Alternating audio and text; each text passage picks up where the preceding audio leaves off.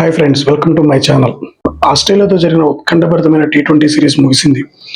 బ్రిస్బెన్లో జరగాల్సిన చివరి మ్యాచ్ వర్షం కారణంగా రద్దయిన టీమిండియా అద్భుతమైన సిరీస్ విజయాన్ని నమోదు చేసి 2-1 తేడాతో కంగారుల గడ్డపై మన జెండా ఎగరవేసింది.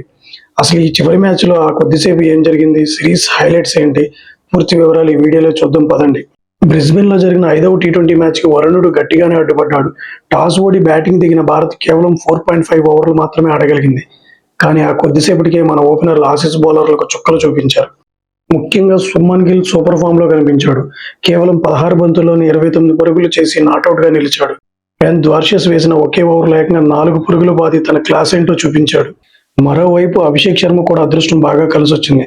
గ్లాన్ మ్యాక్స్వెల్ మరియు ద్వార్షస్ చెరో క్యాచ్ వదిలేయడంతో 2 లైఫ్లు దక్కించుకున్నాడు.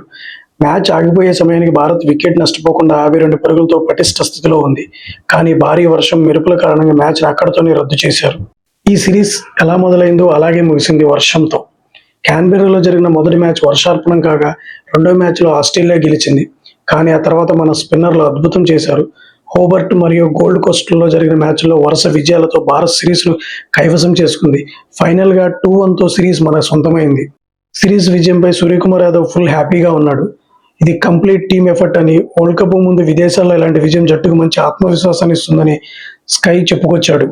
అటు ఆసీస్ కెప్టెన్ మిచెల్ మార్ష్ వర్షం వల్ల నిరాశ చెందిన వరల్డ్ కప్ సన్నాహాల్లో ఈ సిరీస్ నుంచి చాలా నేర్చుకున్నామని తెలిపాడు. సో ఫ్రెండ్స్, ఆస్ట్రేలియా గడ్డపై మన కుర్రోళ్ళు అదరగొట్టారు. అభిషేక్ శర్మ సూపర్ ఫామ్ మరియు టీమిండియా సిరీస్ విజయంపై మీ అభిప్రాయాన్ని కింద కామెంట్ చేయండి.